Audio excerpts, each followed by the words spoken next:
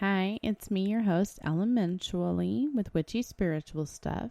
Today we're going to talk about what's a love spell in witchcraft, and should you actually even do a love spell, which is a really great question. So let's get into it. Let's start with what exactly, though, a love spell is in witchcraft. Basically, spells are about elevating a thought and sending it your intention. It's this intention that transforms into energy to manifest your desires or the spell, like whatever it is you're doing. So love spells are common because they have always been depicted in like popular culture and TV and movies and things like that through the years. Which is why I can't blame you if you think that love spells are basically like for tricking a person into developing romantic feelings for you overnight, but that is just not how they work. A love spell can be a great tool for drawing intimate connections into your life, but it should never be about forcing someone to like you. Let me kind of explain what I'm trying to say. There's some ethical considerations with casting a love spell, and there are also just like a few rules that you must follow. So if you want to be responsible and be like a responsible practitioner of witchcraft, let me help you out with how to do love spells the right way. Before I get super deep into this subject, I'm going to explain exactly what a love spell is. Without a clear understanding of its nature, casting them is only going to lead to complications, and it's just going to be a lot harder to go back and do damage control or even undo the spell that you've created. Love spells are rituals used to attract love. Witches often pick correspondences that best serve as a direct route toward manifesting their intention. These may be in the form of dolls, herbs, crystals, or even moon cycles. It's kind of whichever the witch themselves is the most drawn to. A witch normally uses written text and says it out loud during spell casting, and this strengthens the connection between the intention and the chosen correspondence. It sort of like raises the energy that's needed to turn the thought into a reality, to like make the manifestation happen. There's a lot of skepticism about whether or not love spells actually work, but beginners often feel like a little bit apprehensive about their potency, but because they're coming from a place of fear. The most seasoned practitioners have complete faith in them because they know how to cast their love spells right. By casting them from a place of love. Love must always come from love, and to draw love into your life, you must have it within you, which basically is like the whole self-love thing. How potent are love spells? I know this sounds a little bit cliche, but love spells only work if you believe in them. And, well, they do. Some may attribute this to the placebo effect, that if you think that something's only effective because you expect it to be, then it doesn't matter, though, because there's just like this huge value in the power of thought. And in the world of witchcraft, everything you manifest starts with a clear and pure thought.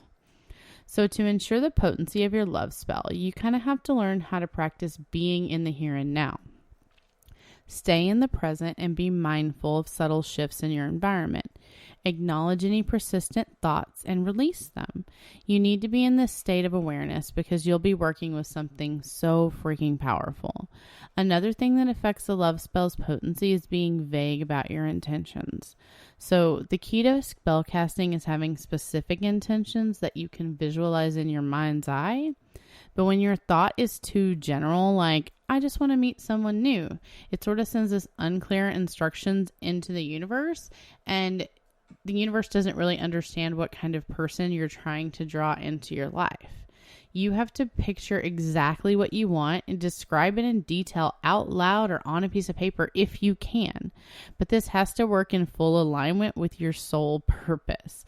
So casting a love spell is going to create ripples that affect you and those around you. So when you do something like this, you need to be very certain that this is what you truly want to happen.